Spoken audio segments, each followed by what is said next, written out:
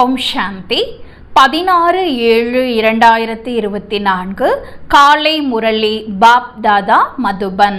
தலைப்பு: இனிமையான குழந்தைகளே, டிராமாவின் யதார்த்த அதாவது உண்மையான ஞானத்தின் மூலம்தான் நீங்கள் ஆடாத அசையாத உறுதியான ஒரே நிலையில் இருக்க முடியும். மாயாவின் புயல் உங்களை அசைக்க முடியாது.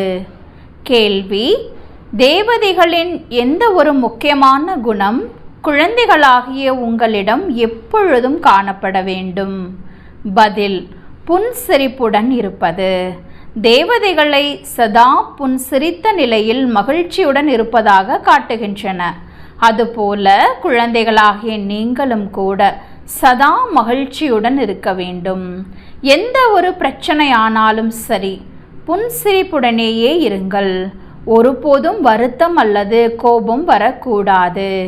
இப்படி பாபா உங்களுக்கு சரி எது தவறெது என்ற புரிந்து கொள்ளும் உணர்வை கொடுத்திருக்கின்றாரோ, பாபா எப்படி ஒருபோதும் கோபப்படுவதில்லையோ வருத்தப்படுவதில்லையோ, அதுபோல குழந்தைகளாகிய நீங்களும் கூட வருத்தம் கொள்ளக்கூடாது. ஓம் சாந்தி. எல்லையற்ற குழந்தைகளுக்கு எல்லையற்ற தந்தை சொல்லி புரிய வைக்கின்றார். லௌகீக தந்தை இதுபோல் சொல்ல மாட்டார். அவருக்கோ 5-7 குழந்தைகள் இருக்கலாம். இங்கோ ஆத்மாக்கள் அனைவருமே தங்களுக்குள் சகோதரர்கள். அவர்கள் அனைவருக்கும் நிச்சயமாக தந்தை இருப்பார். நாம் அனைவரும் சகோதர சகோதரர்கள் என்று சொல்கின்றார்கள். அனைவருக்காகவும் சொல்கின்றார்கள். யார் வந்தாலும் நாமெல்லாம் சகோதர சகோதரர்கள் என்று அவருக்குள் சொல்வார்கள். டிராமாவிலோ அனைவரும் கட்டுண்டு இருக்கின்றார்கள். இதை யாருமே அறிய மாட்டார்கள். இதுபோல் அறியாதிருப்பதும் டிராமாவில் விதிக்கப்பட்டுள்ளது என்று எப்போது தந்தை வந்து சொல்கிறார். கதைகள் முதலியவற்றை கூறும்போது சொல்கிறார்கள், பரம்பிதா பரமாத்மா நமக. இப்போது அவர் யார் என்று அவர்களுக்கு தெரியவில்லை. சொல்கிறார்கள் பிரம்மா தேவதா, விஷ்ணு தேவதா, சங்கர் தேவதா என்று.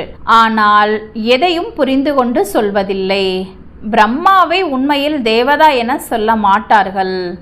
விஷ்ணு தேவதா என சொல்லப்படுகிறார்கள். பிரம்மாவை பற்றி யாருக்கும் தெரியவில்லை. விஷ்ணு தேவதா என்று சொல்வது சரிதான்.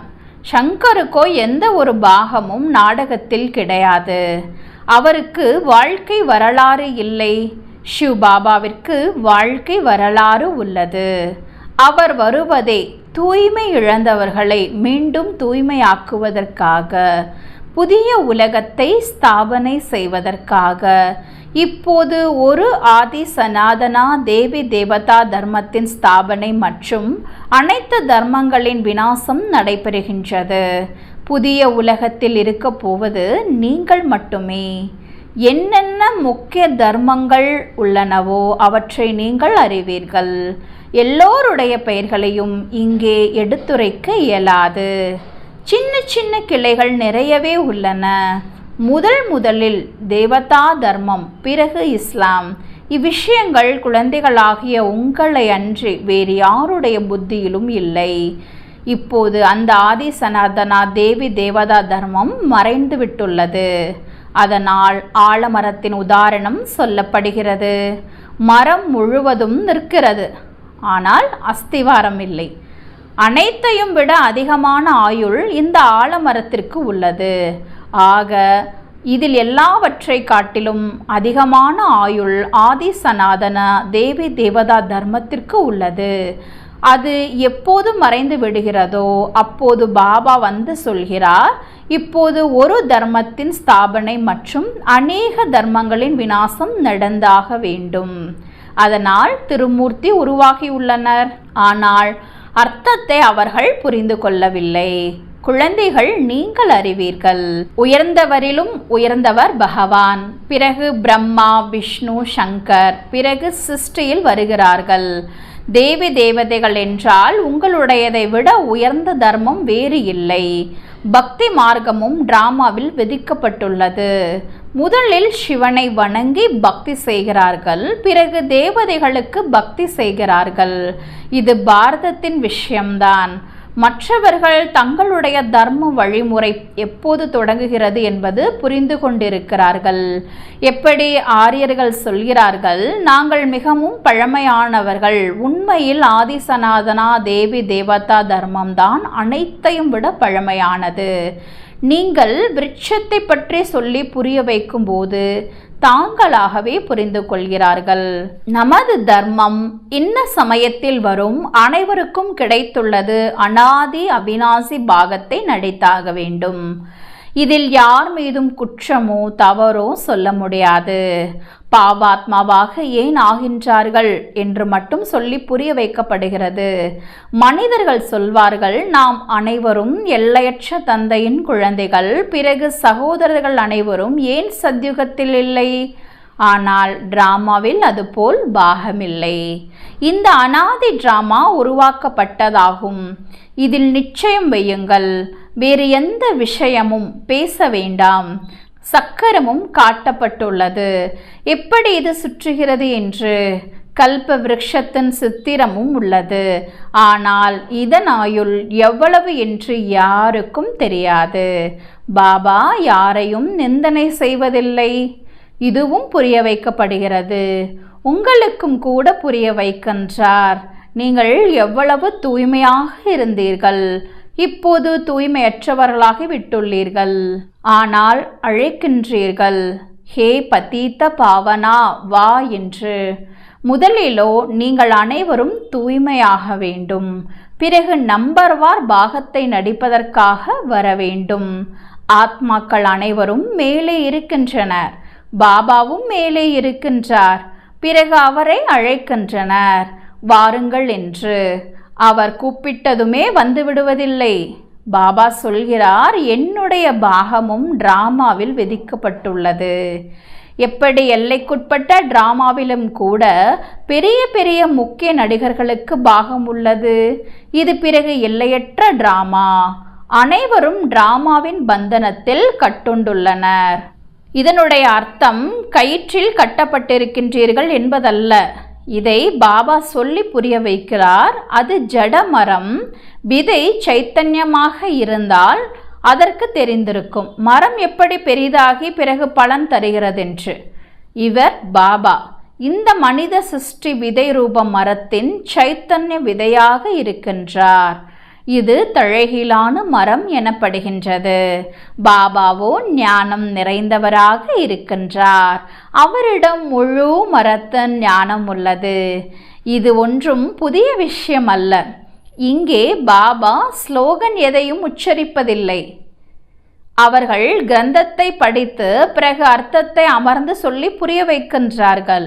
இது படிப்பு என்பதை பாபா சொல்லி புரிய வைக்கின்றார். இதில் ஸ்லோகன் முதலியவற்றிற்கு அவசியமில்லை. அந்த சாஸ்திரங்களின் படிப்பில் எந்த ஒரு நோக்கமோ குறிக்கோளோ கிடையாது. ஞானம், பக்தி, வைராகியம் என்று சொல்லவும் செய்கிறார்கள். இந்த பழைய உலகம் விநாசமாகின்றது. சந்நியாசிகளுடையது எல்லைக்குட்பட்ட வைராகியம், உங்களுடையது எல்லை அற்ற வைராகியம்.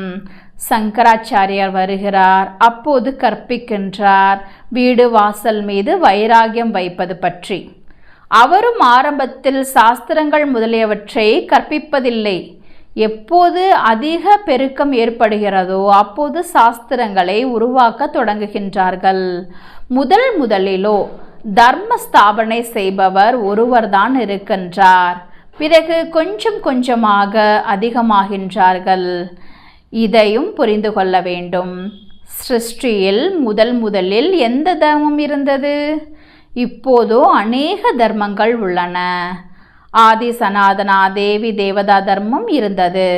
அது சொர்க்கம், ஹெவன் என சொல்லப்பட்டது. குழந்தைகளாகிய நீங்கள் படைப்பவர் மற்றும் படைப்பை அறிவதன் மூலம் நாஸ்திகர் ஆகிவிடுகிறீர்கள். நாஸ்திக தன்மையில் எவ்வளவு துக்கம் உள்ளது. அனாதைகளாக ஆகிவிடுகின்றன.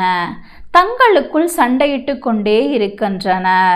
சொல்கிறார்கள் இல்லையா, உங்களுக்குள் அடித்துக் கொள்கிறீர்கள், உங்களுக்கென்று பெற்றோர் உற்றார் யாரும் இல்லையா என்று. இச்சமயம் அனைவரும் அனாதைகளாக ஆகிவிட்டுள்ளனர். புதிய உலகத்தில் தூய்மை, சுகம், சாந்தி அனைத்தும் இருந்தது. அளவற்ற சுகம் இருந்தது. அது சத்யுகத்தினுடையது. இது கலியுகத்தினுடையது. இப்போது உங்களுடையது சங்கம யுகம். இந்த புருஷோத்தம சங்கம யுகம் ஒன்றுதான் உள்ளது. சத்யுக திரேதாவின் சங்கமத்தை புருஷார்த்தம் என சொல்ல மாட்டார்கள். இங்கே இருப்பவர்கள் அசுரர்கள், அங்கே இருப்பவர்கள் தேவதைகள். நீங்கள் அறிவீர்கள், இது ராவண ராஜ்யம். ராவணனுக்கு மேலே கழுதையின் தலையை காட்டி இருக்கின்றன. கழுதையை எவ்வளவுதான் சுத்தப்படுத்தி அதன் மீது துணியை வைத்தாலும் கழுதை பிறகு மண்ணில் புரண்டு துணியை அழுக்காக்கிவிடும். பாபா உங்கள் துணியை அழகாக தூய்மைப்படுத்துகிறார். பிறகு ராவண ராஜ்யத்தில் புரண்டு அழுக்காக்கி விடுகிறீர்கள். ஆத்மா, சரீரம் இரண்டும் தூய்மை இழந்து விடுகின்றன. பாபா சொல்கிறார், நீங்கள் அலங்காரம் முழுவதும் வீணாக்கி விட்டீர்கள். பாபா சொல்கிறாங்க, கழுதை அப்படிங்கிறது மந்த புத்தி உடையது. மந்த புத்தி உடையது அப்படிங்கும்போது பொதுவாக சொல்லுவாங்க, யாருக்காவது புத்தி கம்மியாக வேலை செய்யுது அப்படின்னா உனக்கு என்ன கழுத புத்தியாக மாதிரி இருக்குது அப்படின்னு சொல்லுவாங்க. அதாவது நம்மளுடைய அப்பா, படைப்பு எதை பற்றியுமே நம்ம அறிந்து கொள்ளாமல் துக்கத்தில் இருக்கும்போது நம்மளுடைய புத்தி மந்த புத்தியாக இருக்குங்கிற விஷயத்த பாபா சொல்லி புரிய வைக்கிறாங்க. அப்போது ராவணனுடைய ராஜ்யத்தில் நாம் இருக்கும்போது மந்த புத்தி உடையவர்களாக இருக்கின்றோம். நம்ம எதை பற்றியுமே தெரிஞ்சுக்கல. அதனால் ஆத்மா, சரீரம் இரண்டுமே தூய்மையற்றதாக இருக்கிறது. பாபா பாருங்கள் எவ்வளோ அழகாக நம்மளை தூய்மையாக்கி உட்கார வச்சாலும் நம்ம ராவணனுடைய ராஜ்யத்தில் வரும்போது கழுதை எப்படி நல்ல குளிப்பாட்டி நிற்க வச்சாலும் மண்ணில் போட்டு புரண்டு எழுந்திருக்குது. அதுபோல் நாம் கூட தேக அபிமானங்கிற மண்ணில் புரண்டு எழுந்து இன்னைக்கு தூய்மை இழந்து இருக்கின்றோம். ஆத்மா, சரீரம் இரண்டுமே பாபா இந்த இரண்டையுமே பரிசுத்தமாக மாற்றுகின்றார். ஆத்மாவை பரிசுத்தமாக மாற்றி பரிசுத்தமான ஒரு சரீரத்தில் அமர வைக்கின்றார். பாபாவை பதீத்த பாவனன் என்கின்றார்கள். நீங்கள் மக்கள் கூட்டம் நிறைந்த சபையில் சொல்ல முடியும், நாம் பொற்கால யுகத்தில் எவ்வளவு அலங்கரிக்கப்பட்டவர்களாக இருந்தோம், எவ்வளவு முதல் தரமான ராஜ்ய பாக்கியம் இருந்தது, பிறகு மாயா ரூப தூசியில் புரண்டு அழுகாக்கி விட்டோம். பாபா சொல்கிறார், இது இருள் நிறைந்த நரகம். பகவானை சர்வ வியாபி என்று சொல்லிவிட்டார்கள்.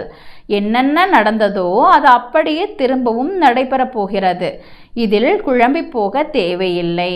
5000 ஆண்டுகளில் எத்தனை நிமிடம், மணி, வினாடிகள் உள்ளன என்பதையும் அனைத்து தர்மத்தை சேர்ந்தவர்களையும் கணக்கையும் எடுத்து ஒரு குழந்தை அனுப்பியிருந்தார். இதில் புத்தி வீணாகிறது. பாபா உலகம் எப்படி நடைபெறுகிறது என்பதை அப்படியே சொல்லி புரிய வைக்கிறார். பிரஜாபிதா பிரம்மா கிரேட் கிராண்ட்ஃபாதர், அதாவது 5000 ஆண்டுகள் பாபா சொல்லிட்டாரு, இது இத்தனை தர்ம ஆத்மாக்கள் இருக்கிறாங்க, இத்தனை மணி நேரம் இருக்குது. பாபா சொல்கிறாங்க, இதையெல்லாம் நீங்கள் கணக்கு போட்டு உங்களை நேரத்தை வீணாக்காதீங்க. சங்கம் யுகம் அப்படிங்கிறது ரொம்ப ஷார்ட் பீரியட், ரொம்ப வைரத்திற்கு சமமான யுகம். இதில் பகவானை நினைத்து நம்ம ஜென்மத்தினுடைய பாவத்தை நம்ம கிளியர் பண்ணணும். பிரஜாபிதா பிரம்மா கிரேட் கிராண்ட்ஃபாதர், அவருடைய செயல்கள் பற்றி யாருக்கும் தெரியாது. விராட ரூபத்தை அமைத்திருக்கிறார்கள் என்றால் பிரஜாபிதா பிரம்மாவையே அதிலிருந்து எடுத்து விட்டனர். பாபாவையும் பிராமணர்களையும் பற்றி சரியான முறையில் புரிந்து கொள்ளவே இல்லை. அவரை ஆதிதேவ் என்று சொல்கிறார்கள். பாபா சொல்லி புரிய வைக்கிறார், நான் இந்த மரத்தின் விதை வடிவமாக இருக்கின்றேன். இது தழகிலான மரம். பாபா சத்தியமாக, சைத்தன்யமாக, ஞானக்கடலாக இருக்கின்றார். அவருக்குத்தான் மகிமை செய்யப்படுகின்றது. ஆத்மா இல்லை என்றால் நடிக்கவும் முடியாது. கர்ப்பத்திலும் கூட 5-6 மாதங்களுக்கு பிறகு ஆத்மா பிரவேசமாகிறது. இது டிராமாவில் விதிக்கப்பட்டுள்ளது. பிறகு ஆத்மா வெளியேறிவிட்டால் முடிந்தது. ஆத்மா அழியாதது. அது உலக நாடகத்தின் பாகத்தை நடிக்கின்றது. இதை பாபா வந்து உணர வைக்கின்றார். ஆத்மா எவ்வளவு சிறிய புள்ளியாக இருக்கின்றது. அதில் முடிவே இல்லாத பாகம் நிறைந்துள்ளது. பரம்பிதா பரமாத்மாவும் ஆத்மாதான். அவர் ஞானக்கடல் என சொல்லப்படுகின்றார். அவர்தான் ஆத்மாவை உணர வைக்கின்றார். அவர்களோ பரமாத்மா சர்வசக்திவான், 1000 சூரியனை விட பிரகாசமானவர் என்று சொல்லிவிடுகின்றார்கள். ஆனால் எதையும் புரிந்து கொள்ளவில்லை. பாபா சொல்கிறார், இவை அனைத்தும் பக்தி மார்க்கத்தின் வர்ணனை செய்யப்பட்டுள்ளது. மேலும் சாஸ்திரங்களில் எழுதப்பட்டுள்ளது, அர்ஜுனனுக்கு சாட்சாத்காரம் ஆயிற்று என்றால் எவ்வளவு பிரகாசத்தையும் என்னால் சகித்து கொள்ள முடியவில்லை என்று சொல்லப்பட்டுள்ளது. அர்ஜுனனுக்கு சாட்சாத்காரம் பக்தியில் ஸ்ரீ கிருஷ்ணர் காமித்ததா சொல்கிறாங்க. அப்போ கூட அப்படியே பிரகாசமான ஜோதி ரூபம் தெரிந்தது. அப்போ அதை கூட அவர் போது நிறுத்துங்கள், என்னால் பார்க்க முடியல அப்படின்னு சொன்னதாக கதையில் சொல்கிறாங்க. ஆக அந்த விஷயம் மனிதர்களின் புத்தியில் பதிந்து விட்டது. எவ்வளவு தேஜோமயம் யாருக்குள்ளாவது பிரவேசமானால் வெடித்துவிடும். ஞானமில்லைதானே. அதனால் பரமாத்மா 1000 சூரியனை விட பிரகாசமானவர். அவரது சாட்சாத்காரம் நமக்கு வேண்டுமென நினைக்கின்றார்கள். பக்தியின் பாவனை இருக்கும்போது அவர்களுக்கு அந்த சாட்சாத்காரம் ஆகிறது. யார் யாரை நினைத்து பக்தி பண்ணுறாரோ அந்த சாட்சாத்காரத்தை எல்லாம் பாபா தான் செய்ய வைக்கிறாரு. ஆரம்பத்தில் நீங்கள் கூட அதிகமாக சாட்சாத்காரம் பார்த்தீர்கள். கண்கள் சிவப்பாக ஆகிவிட்டன. சாட்சாத்காரம் பார்த்தார்கள். பிறகு இன்று அவர்கள் எங்கே?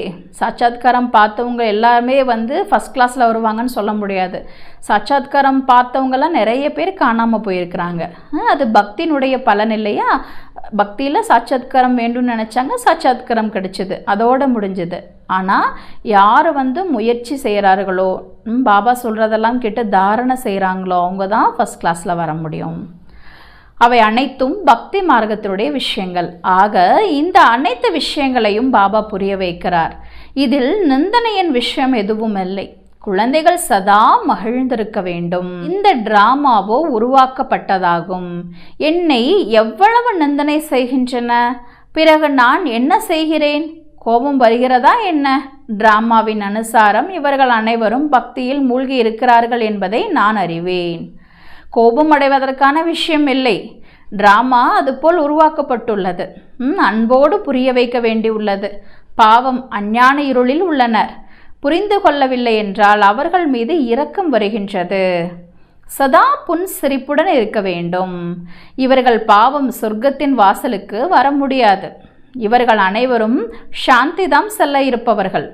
சாந்திதாம் வேண்டும் என்றுதான் அனைவரும் விரும்புகின்றனர். ஆக பாபாதான் உண்மையை சொல்லி புரிய வைக்கின்றார். இப்போது நீங்கள் புரிந்து கொண்டுள்ளீர்கள். இந்த விளையாட்டு உருவாக்கப்பட்டுள்ளது. டிராமாவில் ஒவ்வொருவருக்கும் பாகம் கிடைத்துள்ளது. இதில் மிகவும் அசையாத நிலையான புத்தி வேண்டும். எதுவரை ஆடாத அசையாத ஒருநிலைப்பட்ட மனநிலை இல்லையோ அதுவரை புருஷார்த்தம் எப்படி செய்வார்கள்? என்ன நடந்தாலும் சரி, புயல் வந்தாலும் கூட ஸ்திரமாக நிலையாக இருக்க வேண்டும். மாயாவின் புயலோ நிறைய வரும், மேலும் கடைசி வரை வரும். மனநிலை உறுதியாக இருக்க வேண்டும். இது குப்தமான ரகசியமான முயற்சியாகும். இப்போ நம்ம வீடு கட்டினா கூட எந்த மழையிலோ புயல்லையோ அழிந்து போகக்கூடாதுன்னு அஸ்திவாரம் எவ்வளோ ஸ்ட்ராங்காக போட்டு நம்ம கட்டுறோம். அதுக்காக புயல் வரவே கூடாதுங்கிறது கிடையாது, வந்தால் கூட ஸ்ட்ராங்காக இருக்குது.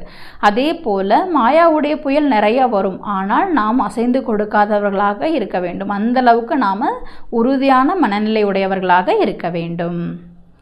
அநேக குழந்தைகள் புருஷார்த்தம் செய்து புயலை விரட்டிக்கொண்டே இருக்கின்றனர். யார் எவ்வளவு தேர்ச்சி பெறுகின்றார்களோ அந்த அளவு உயர்ந்த பதவி பெறுவார்கள். ராஜதானியில் பதவிகளோ அதிகமாக உள்ளது இல்லையா? அனைத்தையும் விட நல்ல சித்திரங்கள் திருமூர்த்தி, சிருஷ்டி சக்கரம் மற்றும் கல்பவிருட்சம். இவை ஆரம்பத்தில் உருவாக்கப்பட்டவை. வெளிநாடுகளில் சேவை செய்வதற்கும் கூட இந்த 2 சித்திரங்களையும் எடுத்து செல்ல வேண்டும். இவற்றில்தான் அவர்கள் நல்லபடியாக புரிந்து கொள்ள முடியும். இன்னும் போக போக பாபா எதை விரும்புகிறார், அதாவது துணிகளில் எந்த சித்திரங்கள் இருக்க வேண்டும் என்று, அதுவும் உருவாகி கொண்டே போகும். நீங்கள் சொல்லி புரிய வைப்பீர்கள். என்னன்னு சொல்லி நீங்கள் புரிய வைக்கணும்னு பாபா சொல்கிறாரு. இது எப்படி ஸ்தாபனை ஆகிறது என்பதை நீங்கள் புரிந்து கொள்வீர்களானால் உங்கள் தர்மத்தில் உயர்ந்த பதவி பெறுவீர்கள். கிறிஸ்தவ தர்மத்தில் நீங்கள் உயர்ந்த பதவி பெற விரும்பினால் இதை நன்றாக புரிந்து கொள்ளுங்கள். இந்த மாதிரி பாபா அவங்களுக்கு சொல்லி புரிய வைக்க சொல்கிறாரு. நல்லது. இனிமையிலும் இனிமையான தேடி கண்டெடுக்கப்பட்ட செல்ல குழந்தைகளுக்கு தாயும் தந்தையும் ஆகிய பாப் தாதாவின் அன்பு நினைவுகள் மற்றும் காலை வணக்கம். ஆன்மீக குழந்தைகளுக்கு ஆன்மீக தாய் தந்தை நமஸ்காரம். ஆன்மீக தாய் தந்தைக்கு ஆன்மீக குழந்தைகளுடைய நமஸ்தே நமஸ்தே நமஸ்தே. தாரணைக்கான முக்கிய சாரம்: நீங்கள் புருஷோத்தம சங்கம யுகத்தில் தூய்மையாகி தன்னை அலங்கரித்து கொள்ள வேண்டும். ஒருபோதும் மாயாவின் தூசியில் புரண்டு அலங்காரத்தை கெடுத்து கொள்ளக்கூடாது. இந்த டிராமாவை சரியான முறையில் புரிந்து கொண்டு தனது மனநிலையை ஆடாத அசையாத உறுதியானதாக ஆக்கிக் கொள்ள வேண்டும். ஒருபோதும் குழப்பமடையக்கூடாது. சதா மகிழ்ச்சியுடன் இருக்க வேண்டும். வரதானம்: யோசித்து புரிந்து கொண்டு ஒவ்வொரு கர்மத்தையும் செய்யக்கூடியவராகி பச்சாதாபத்திலிருந்து விடுபட்ட ஞானம் நிறைந்த ஆத்மா ஆகுக. விளக்கம்: உலகத்திலும் சொல்கிறார்கள், முதலில் யோசியுங்கள் பிறகு செய்யுங்கள் என்று. யார் யோசித்து செய்யவில்லையோ, செய்துவிட்டு பிறகு யோசிக்கிறார்களோ, அப்போது பச்சாதாபத்தின் ரூபம் வெளிப்பட்டு விடுகிறது. பின்னால் யோசிப்பது என்பது பச்சாதாபத்தின் ரூபம் மற்றும் முதலில் யோசிப்பது என்பது ஞானம் நிறைந்த ஆத்மாவின் குணமாகும். துவாபர் கலியுகத்திலோ அநேக விதமான பச்சாதாபங்கள் அடைந்து கொண்டே இருப்பார்கள். ஆனால் இப்போது சங்கம யுகத்தில் இதுபோல் யோசித்து புரிந்து கொண்டு சங்கல்பம் அல்லது கர்மம் செய்யுங்கள். ஒருபோதும் மனதிலும் கூட ஒரு வினாடி கூட பச்சாதாபம் இல்லாமல் இருக்கிறதோ அப்போதுதான் ஞானம் நிறைந்த ஆத்மா என்பார்கள். ஸ்லோகன்: இரக்க மனம் உள்ளவராகி சர்வ குணங்கள் சக்திகளை தானம் செய்பவர்கள்தான் மாஸ்டர் வள்ளல் ஆவார்கள். ஓம் சாந்தி.